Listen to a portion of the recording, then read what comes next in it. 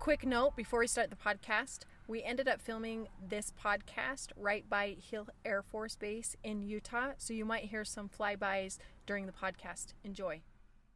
Hello, listeners of the Legends Health, Wellness, and Performance podcast. My name is Jamie Hadfield, and in today's podcast, I speak with Anna Shirra. Anna specializes in energy work, all types of energy work. She's a Reiki Master. She's also a medium. She is truly gifted in helping others. My personal sessions with Anna have been life-changing and extremely powerful. So please give us a thumbs up if you enjoyed this podcast with Anna Shirra. So as a medium, how do you, what are the practices that you do to make sure that you're pure so that you're actually giving the right energy? So I think this is such an important topic. I think there is something definitely called transference of energy, which is kind of happens when a healer is having a terrible, awful day. Mm-hmm. And it happens to everyone. We're humans. We still have all of our days and all of our stuff going on. But what will happen is I'm in a grumpy mood, I see a client, and all of a sudden all of my grumpiness just gets transferred right to them, right? So I definitely think it's extremely important, especially in the energy world and in the energy field, to make sure that your aura is clean, that you're showing up and whatever's going on, you're dropping that at the door the second they come through. So what I do is I literally meditate before every client that I see. Whether it's 5 minutes, 10 minutes, 15 minutes, they deserve me to be centered. They deserve for me to be at my best. This can come down to what foods I eat. Yeah. Literally, if I am eating fast food or anything that is processed, really, it immediately affects my abilities. It affects how good I can feel. I think another thing is self-care. How much self-care are you giving yourself? So I make sure to get massages frequently. I make sure to have my own energy work done on me so that I'm always in a beautiful, beautiful, healthy state. My day typically looks like I'm processing emotions all day. Like I really, really am always processing, releasing, letting go. I'm always doing meditations, whether it's in my car, whether it's at the dinner table with my daughter. I'm always just like, oh, is this a good belief? Oh, no. Okay, we're going to let that go. Let it go. And it keeps me balanced. And I feel like most other practitioners would probably agree they're doing the exact same thing. So did that happen as a young child? Like when did you discover your own energy and how to embrace it in? Because I know a lot of mediums have a big challenges with that as a young kid when they move into teenage years to choosing a career. Yes. So I actually was very blessed in the fact that I always knew I was going to be in nursing. From the second I was 14 years old, and I was watching my grandpa pass away, and they had hospice come in for the first time. It was the first time I'd ever heard of hospice. I saw this nurse walk in, and immediately I was just like, I looked at her and I was like, that's what I want to do. That's who I want to be. I never had to figure out what I was going to do because it was handed to me right then and there. And then going from that into being a Reiki Master and doing energy work and doing the medium work and the intuitive work, I didn't choose it, it chose me. And so it wasn't until I was about 25 when I just had an occurrence happen so intensely that I had no other option but to believe this is real. This is so real. I was asking for answers on how to heal. How can we help the body heal? Besides medications and traditional medicine. And it just kind of jumped right out into my face. And then ever since then, it was like a little bit of a progression. So I'd have to constantly be trying, and every day would get better. And I found out the more practice that I did, the more confidence I got, the more I could let go of any blocks that were holding me back. And so it just kind of grew and grew and grew. So what I find interesting about this story is you started out, right, caring about others, right? That's why I feel like you wanted to go into the nursing field, right? Yeah. It's because you had this unconditional love in your heart for others. And if I'm mistaken, because I've heard your story just a little bit, is you were in hospice and you were finding out that patients were not being, that you wanted to help them more, and that conventional medicine didn't have all of the answers. Is that an accurate statement? Yes, and it was actually more broad than just hospice, though. This was across the boards.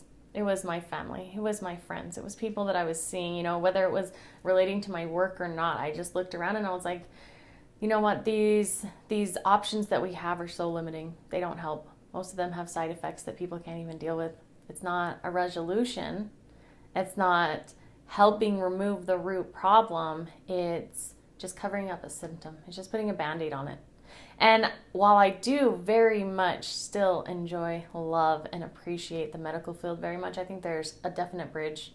I think there is times when you had better go to a hospital. I agree. There's a place for acute care medicine. Yes, right? And there's definitely. a place if I break my leg or if I'm bleeding, I need to go to the hospital. And I think, you know what, aren't we so lucky to have both options though?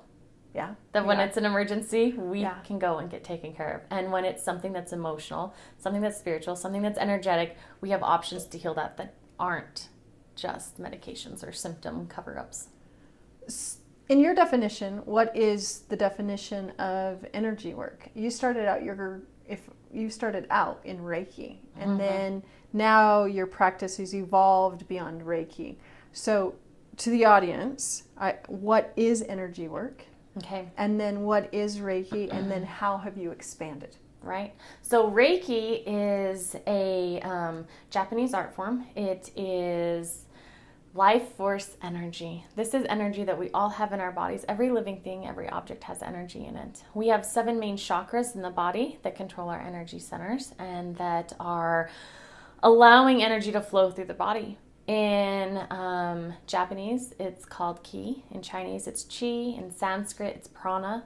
So we call life force energy. Other cultures, everyone grows up knowing how to work with these energies. Everyone grows up with this is the normal acceptance, and this is how we heal the body when it needs energetic healing. So it's more of our culture in our society that kind of is just getting it introduced. And it has been around for so long, and it is getting more and more and more just everywhere based in the States. There's an uprising. There's an energy shift. Yes, definitely. An energy shift that's actually happening in the world. So Reiki specifically is a certain frequency of this universal life force energy. And the practitioner channels it and allows their hands, they can either hover or they can have direct contact. It doesn't matter. You don't have to have a certain specific way. And when they're doing this, they're letting this energy flow into the body to clear out these chakras, to clear out the body.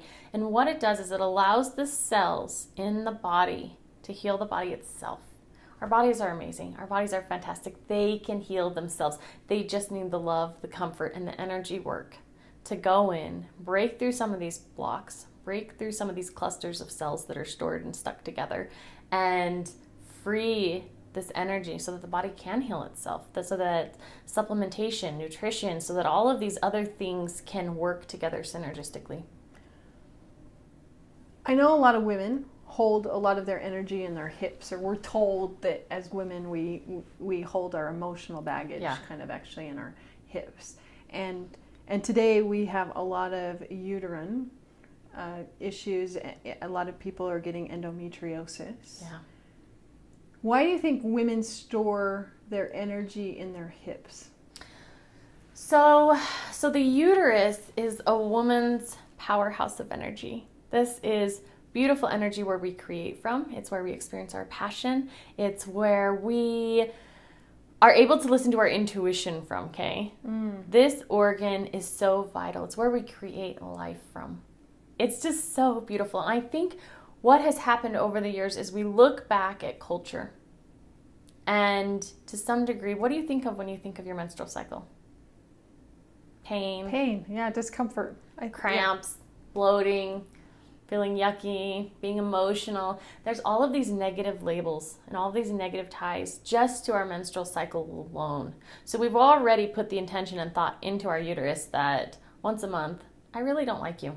Once a month, you drive me absolutely nuts. That is true. You're painful. You're annoying. I have to be embarrassed about this. I have to be embarrassed about my period. That right there takes a woman's power away. That right there sets a negative energy into the uterus that goes, I don't support this part of my body. So then all of these issues can get trapped here because this is the place where we hold the most amount of whatever we're creating. So if you go through any trauma such as abortion, miscarriage, rape, stillbirth, there are so many traumatic labor and delivery. Having your child and having something go wrong, even if it's the slightest thing, these energies get stuck in the uterus. Specifically with miscarriage and abortion, when the baby isn't birthed vaginally in a natural setting and all of that life comes out of you, there's actually an energetic placenta that will remain in the uterus. This can cause infertility. This can cause painful cramps. This can cause PCOS. All of these energies that are stuck, and it's almost like so many different things related to the uterus can get stuck in there, okay? Issues with our mom.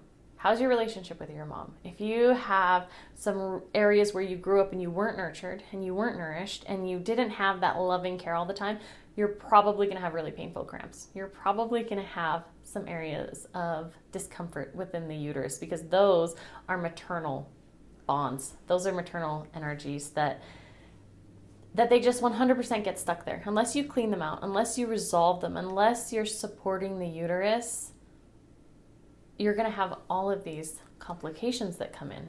So when you say clear out, explain what that means when you say clear out. So I do like uterine clearings. So we clear out the energy that is left over, the residue.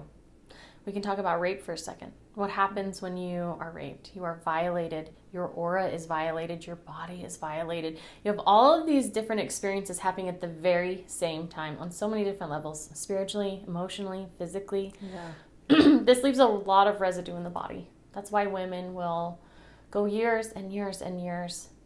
And even the thought of saying the word rape will immediately trigger them.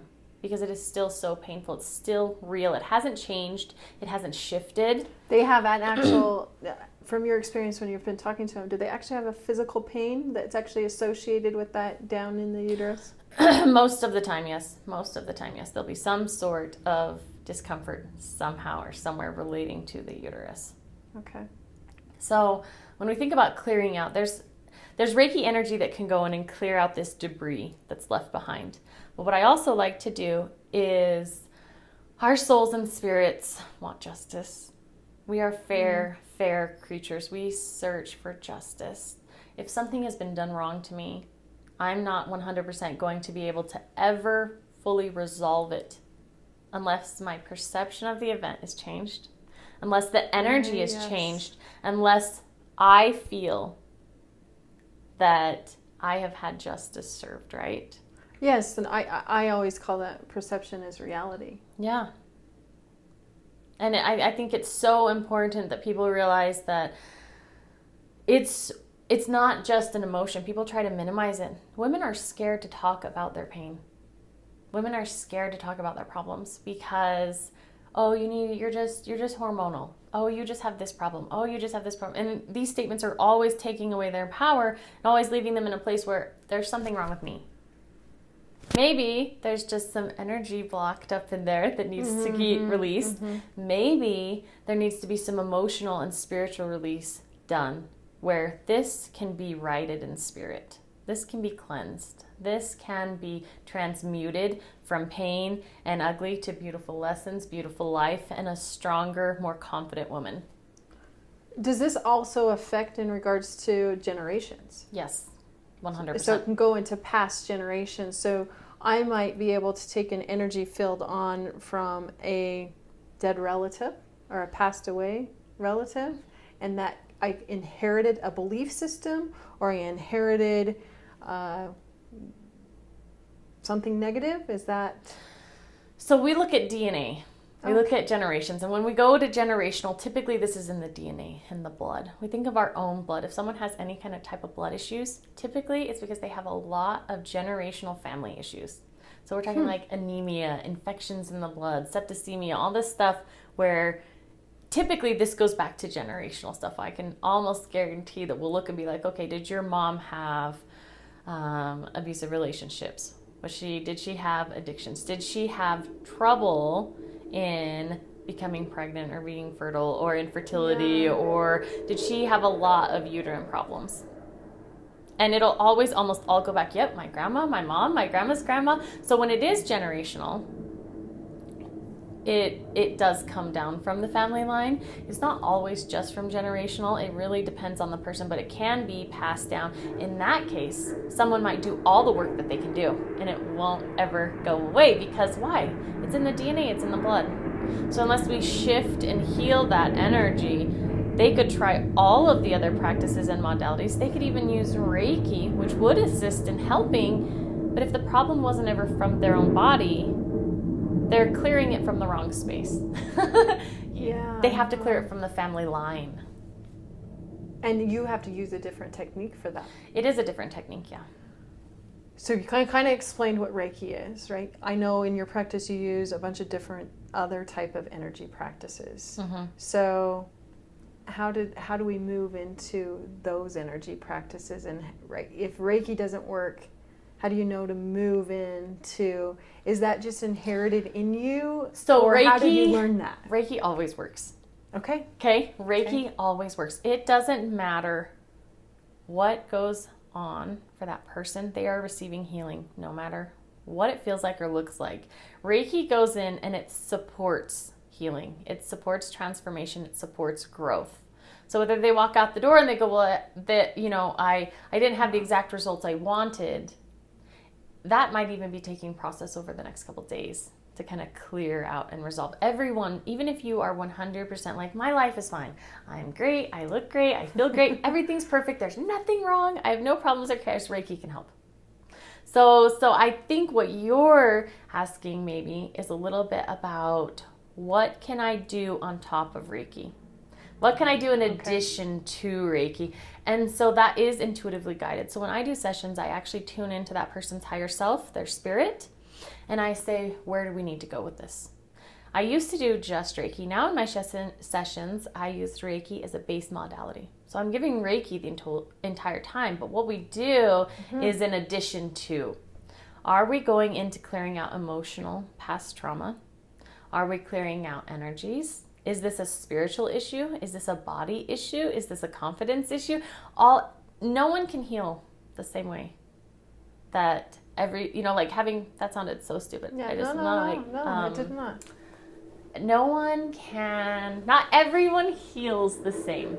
Not everyone heals in the same way. I think what you're trying to say is that we have, as practitioners in any healthcare, really what we all should be doing is customizing and personalizing the healthcare, whatever type of healthcare that we're actually giving, to the actual person that's in front of us, and we see him as a person versus a patient.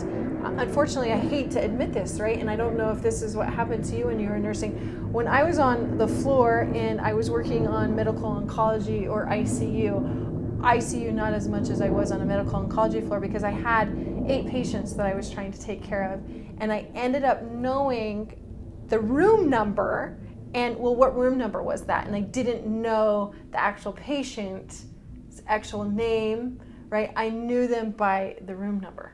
Yeah. And that was what was going on in that room, because that's how I systematically memorized them on my paper when I was getting a report from the previous nurse or the doctor. Right. That's how I did that. And I don't think I'm alone in regards to nurses that do that. No. Yeah, I don't think I'm alone.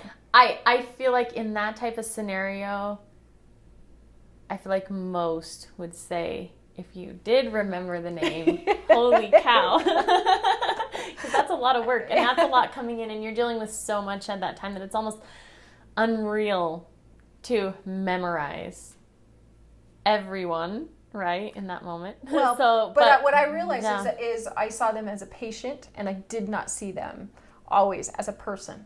Yeah.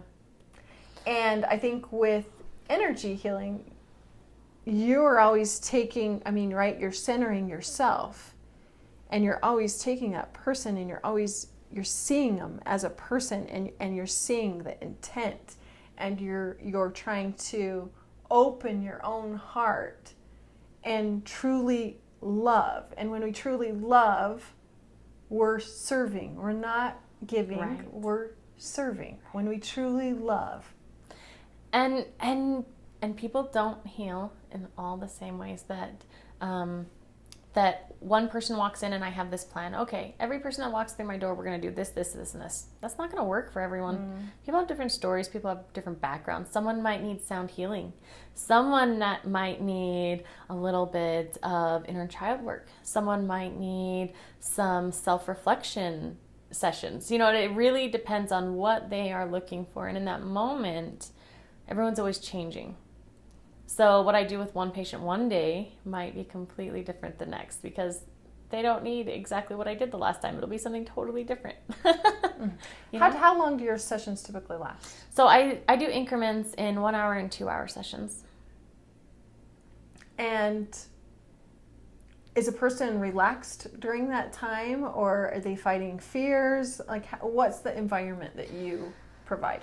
So that is a good question, and that is left up to spirit 100%. And the reason is because I can tell someone all day, come in here, let me help you get over this, this, and this, and we'll get in here, and they want to work on their relationship, okay, their marriage. And we get in here, and we get working on stuff, and spirit immediately says, this is not a problem that she has with her husband.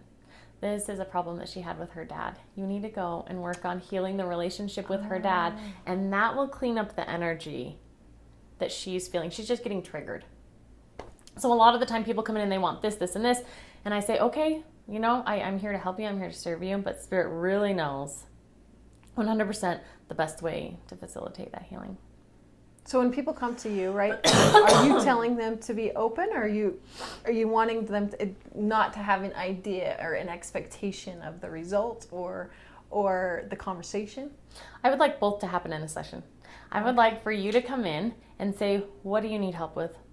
What can I do for you? Then we'll get you on the table. We'll see where your body, your spirit wants to go, what it wants to heal. And then hopefully by that time, we've worked through those issues. Most often than not, everyone that comes through that door, whatever they're looking to get healed, gets worked out in the session, even if it has nothing to do with it. They'll leave and they'll be, you know, like maybe at a 10 anxiety when they come in, and they'll leave with no anxiety whatsoever. And I'll say, okay, what are some finishing questions? What can we work on? What are you dealing with right now in life that I can tap into spirit and get you some advice on? Wow. And it almost flows perfectly every time. There's just such a flow in energy work. You always have to be ready to, you know what? I have to change things up completely. This isn't going to work for everyone. I have to always be on my toes. I have to always be listening to their body, what their body wants, what their spirit wants, and know, hey, this might not work for them, so we got to change things up. I learn new modalities every day too. I'm sure you do. I'm sure you do, because I know even in Western medicine, in regards to the science, they actually say if we spread our arms out, we actually have an energy field all the way around us. And we do know that because when somebody actually enters into our personal space, we're like, you know, like, that's too close. And so energetically, even, I'm going to call it our aura, right? Our aura that's around us is giving off a vibration, right? And there's words of like disappointment and sadness that we all need to actually accept in our life, and then there's higher frequency words like love and joy and happiness. They're higher frequency words. And I think most of the time we think that we need to live in a world of always being in those positive vibrations. Those are those. But I feel like in energy work, from my perspective, it's actually when we go into those darker, negative, sad, right, disappointment, that's actually where real change actually begins, because pain is what helps us develop. It's what helps us grow, and it should be an invitation of I am about to have a breakthrough, because there's not another minute, there's not another day, there's not another, that I'm going to live like this. Yeah. I'm so glad you brought this up. I literally am so glad that you brought this up. So I think this is so, so, so important. And there might be a lot of people that disagree with me on it. I think it's called spiritual bypassing. Okay. Spiritual bypassing is really popular, and it's think positive, be positive, act positive. And if you're not one of those things, your problems are your problems and there's nothing to do. You just have to think positive, and that's all you have to do. Okay. Yes. This is such a disservice to people. This is such a disservice to people. These emotions are here to be learned from. We can tap into this pain and learn and grow from it. What message does it have? What is it trying to tell you? Where are you out of balance? Where are you not on the path that you know that you're supposed to be on? This is why frustration, anger, sadness, depression comes up. It's a disconnect from our soul. It's a disconnect from our path. If we lean into it, learn from it, grow from it, better ourselves, the amount of joy that we can experience on the other side of that pain is astronomically bigger. We always are only able to sustain how much love and energy and joy that we are allowed to have within our safe space, right? Within our heart. That is always growing. The more pain that you go through, the more your heart breaks open. The more your heart breaks open, the bigger capacity for greater love comes in. So literally exactly what you're saying, you have all of these beautiful emotions coming up. And the more that you go through, the more you're able to be appreciative of that beautiful love that is out there for you. I absolutely love this terminology, and I use it, or this saying, I use it so frequently with my clients that say, I would rather not go into the yucky stuff. Can we just have can we just have a feel good session? And I say, yeah, you can definitely come to me and I will do it the easiest session of your life. You will walk out of this room feeling absolutely on fire, amazing, like the best day of your life has happened, and I can definitely give that to you. But in 2 days, guess what's going to happen? You're going to be right back here because it's not going to last. It's not going to be sufficient for you because it's almost like a symptom cover-up in itself. When we look at emotional traumas, pains, and disruptions and imbalances in emotions, mental health, physical body disease, all of these other areas, I think of it as a wound. Would you ever keep putting dressings on a wound that was completely infected and needed to be debrided? No, I would debris it. Yeah, you have to get in, clean it out. Get all of that infection out. That's painful, though. It's painful. And I know for myself, right? Going down the self-development, and I went to, I think probably over 20 different seminars, and because it was, I needed to hear a different way. And this is what I found. I found out that, the message was always the same. The person who delivered it, when I was receptive, right? When I got to a place mentally that I could accept it and emotionally that I could accept it, then I was able to receive that and then actually dig down and do that inner work. And that inner work is hard. And I feel like we always know the saying, right? When the student is ready, the teacher appears. Right. I feel like for the most part, no one wants to feel bad. Why would anyone want to feel pain? Right? Mm-hmm. You're already in pain, though. So what's going and sitting down and having someone hold your hand through the pain, show up for you, show you what support feels like, show you how we can work through and transfer this pain into something beautiful. You're not doing it alone. It's not helpless. It's not there's so many people think that there's something wrong with them.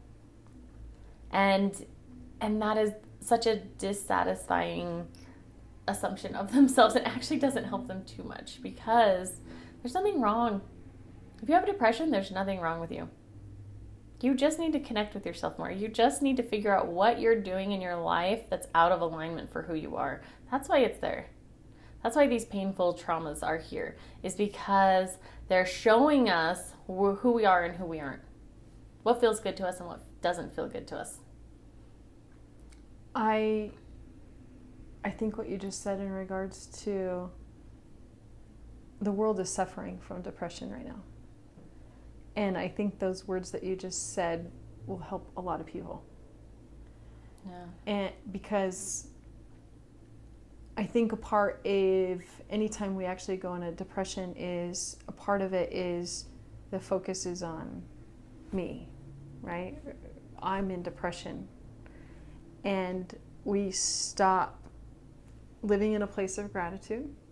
We stop, and this is my perspective, okay, that we stop living in a place of gratitude, and we stop serving. We stop serving others.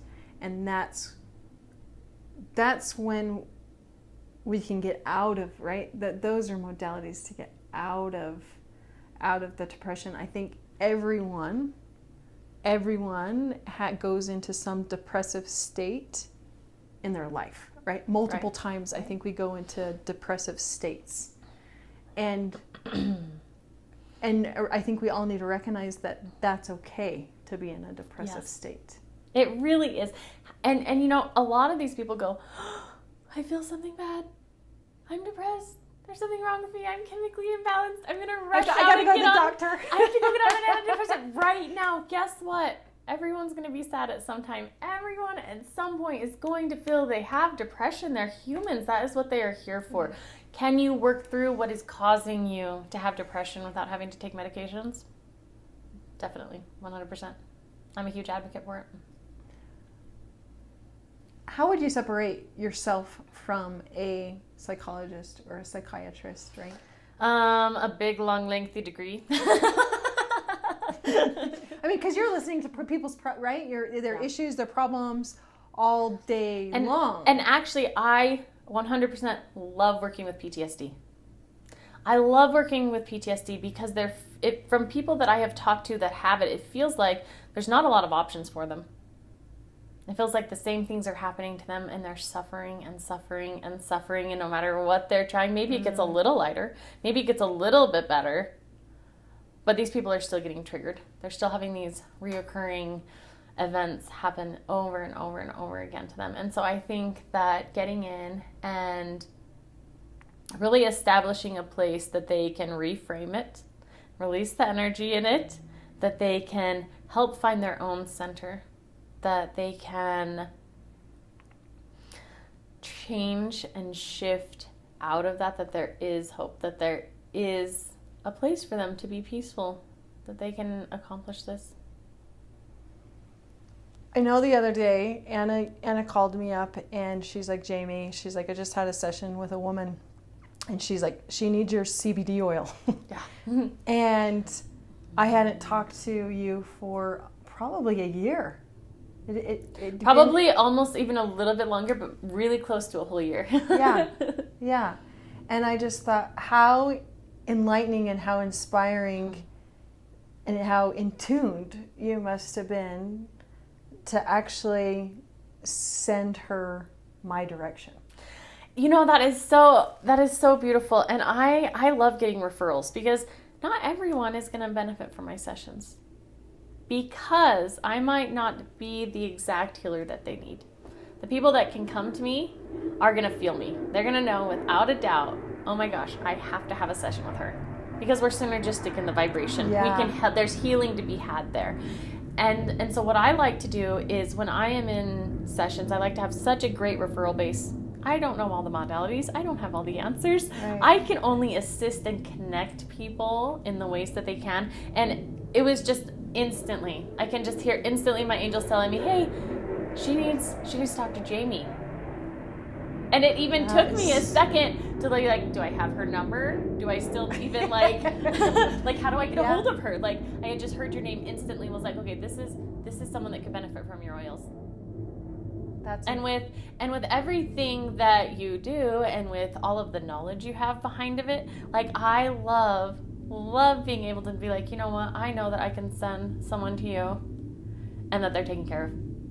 That they're in that beautiful vibration of love, support, and health. That you're there for their best interest. And I feel like that's kind of my mission, is to help people find that peace, find that happy solution, and be there to support them. And I feel like you definitely have that same energy where you're looking to support them in their best interest and really, really get down to what they need and how to help them. I think as practitioners, I think we got to get outside of ourselves and realize that we are not the practitioner for everyone. Yeah. That there's somebody, there's the people that I can help in this circle, and I need to be humble enough and to a place enough that I can go, I'm not the person for you. Yeah. And I don't even love seeing clients that don't 100%, like if they're on the fence, right? Yeah. I'm going to be like, you know what? Take some time and think about it. If you feel it in your heart that you can benefit from what I have to offer, I will see you as soon as I can. If you feel that you're on the fence about it, it's because maybe you need to go a different route. Maybe there's some alternative healing that you can look in somewhere else. Maybe it's exactly what I do, but someone else in the field. You have to be open to letting people feel their practitioner for themselves. But that is really hard for me as a practitioner, and I don't know how, right? Because I have to be vulnerable enough to allow somebody to say, this is who I am, this is my space, right? And I think sometimes personally, I fight being that vulnerable, right? Because I want to be perceived a certain way, right? I feel like, right, I want to, and that gets in my way of actually healing or helping people on a healing journey is because it's me that gets in the way. So then what you can do is immediately just like drop into your heart chakra, and you're just going to send this beautiful energy out of who you are. My DNA. This is who I am. This is what I can offer you. This feeling around me, just being in this space, is who I am. I will automatically attract everyone that can benefit from everything that I have to offer. You automatically send this energy out, and your clients go, I'm drawn to her. I can heal from her. And they come and they find you. Whenever you find yourself maybe getting into that place, immediately just send that energy out. This is who I am. That is beautiful. The universe will send you your people. It sends out your energy, and everything else just flows right into space. And then you don't even have to worry about what really you're, like the marketing. I don't like marketing. I'm absolutely terrible at it. I don't, that's not me. That's not who I am. I can sit and have conversations all day, but if you ask me to get on a platform and be like, this is who I am, and da, da, da, da, I'm just not, that's not who I am. I'm like, here, let's have a conversation. If I can help you, you'll feel it. You'll know it. I want to empower people to make choices about who's right for them, because it's time that they stand up and take that power back and go, you know what? That is so I true. feel like in my soul, I'm going to go a different direction, and be like, I support that. I want you to know that I support you going in whatever direction you feel called to go in. So how do angels come into play in tarot cards, right? Okay, so I don't do tarot cards. Okay. I do oracle cards. Okay. And oracle cards are angel messages. So I do angel connections. And so everyone has their angel teams around them. And then we'll just tune in and see what messages they have for them. Hold on, you just said teams. I want actually people to actually understand that word, because I think some people just only feel like they actually have one angel that surrounds them. And I love that you just said teams. Yes, it's the angel team, because there's always a team of angels there for you. I think that a lot of people definitely feel like, do I have an angel? Is there an angel around me? These are questions that I get all the time. Is like, so you believe in angels? They're real, right? Like, do I have one? You know, and you're like, of course you have them. You have like 6 around you right now. So there's typically 1 to 2 angels that will remain by your side your entire lifetime. These are angels that have devoted their absolute time and attention into assisting you in every second of your day. You are never 100% alone. You have all of this beautiful support from spirit. We keep them busy. One person keeps 2 people busy. Yes. And then, depending on what you're going through, you'll have different angels in different specialties step forward. So, let's say I am dealing with, give me a scenario. Something that, maybe it's an emotional experience you're going through. Maybe you're going through a loss of a loved one. Then, certain angels can step forward that specialize in caring for someone that is grieving. They can help hold you through the pain. They can help work through allowing some of this grief to kind of flush out. So we're always calling in different angels. No angel is ever going to invade your free will. If you don't believe in angels, guess what? Your angels get to stand there and watch you. And they don't get to interject or help you because you're not saying, hey, I would like assistance. I am claiming that I'm here for assistance, right? So you have to invoke them. But how do we in tune? So how do we get to a place that we're actually willing to listen to what they're saying, right? Because a lot of times I feel like there's a little nudge, or my mom just said to me this the other day, that she needed to call my aunt, and that she didn't call her aunt, and then this week she found out that she's in the hospital. And she's like, I wish I would have followed that prompting, right? To call my aunt. But she didn't do it. Right. And so I call that intuition. Okay. She didn't follow her intuition. Her spirit jumped out and said, hey, hurry and do this. Well, next time she feels this, I can guarantee you she's going to go, I think I'm going to call her. Right? We learn through trial and error. But I think that I've done that many times. I'm like, well, why didn't I listen to that, right? I think in life, I sometimes often ignore that intuition, right? And then I think, oh, I'm going to be better next time. And then the next time goes around, and I'm like, I did it again. I didn't listen again. And that's okay. Your angels and spirit loves you every single time, and every single time you don't listen, and every single time something happens and it takes you farther away from your path or whatever it is that you're doing, they're like, we have all the time in the world. We're not in any rush. You can make mistake after mistake after mistake. We're going to stand here by your side, and you have all the time in the world. You just learn those at your own pace. I need to gain those type of patience. Right? I think we could all benefit from that. I think learning how to tune into your angels is definitely a skill that you have to practice, just like anything else. If you want to be good at it, you really have to practice it. You really have to get out of your own way.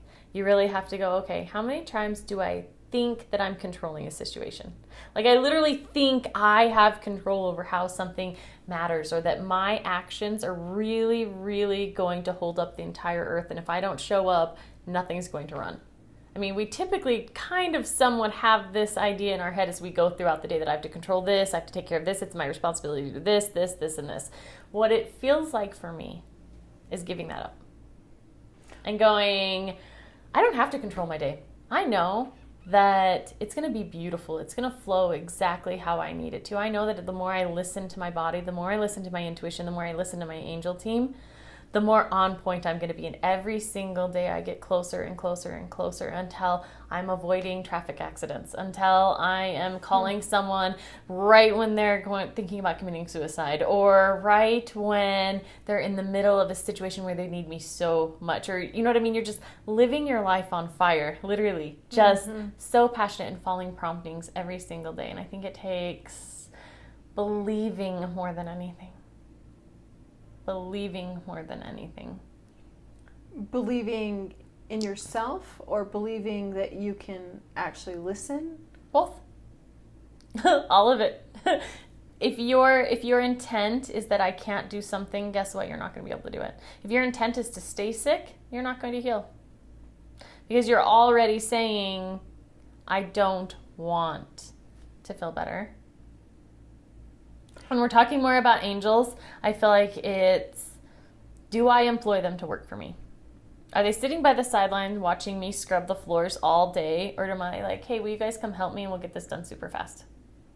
That's how I kind of think of it, okay? And so we allow our angels to be employed for us, for our benefit, and to help us.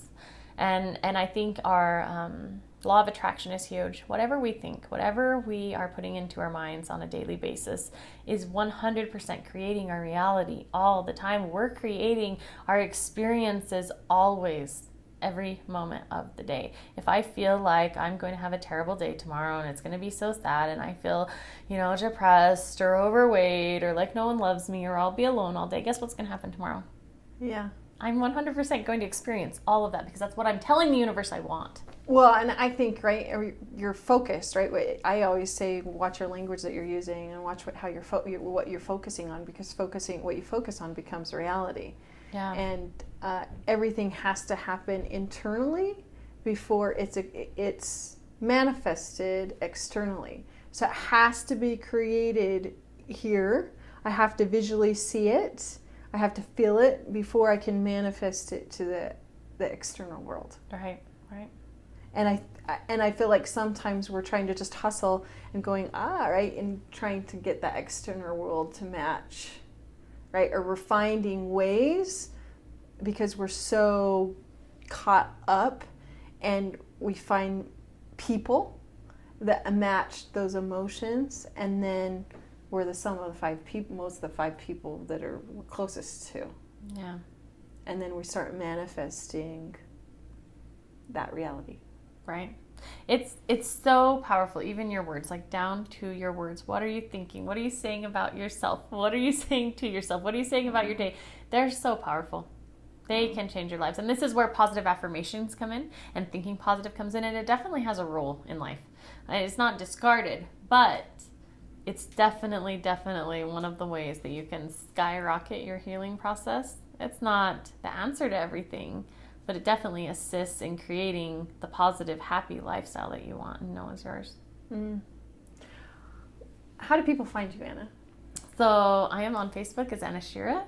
I typically do a lot of word of mouth, like I said earlier. Maybe that's a place I get to work on, is marketing. but for right now, I'm just so happy, just allowing Spirit to work for me and bring me my clients. And I absolutely love working with everyone with such diverse backgrounds. I see every single kind of person you can think of in such a beautiful category. And so I usually just take word of mouth and I leave the rest up to Spirit. No, I think that's beautiful. Well, thank you for your time today. Thank you. Yeah. Let me give you a hug.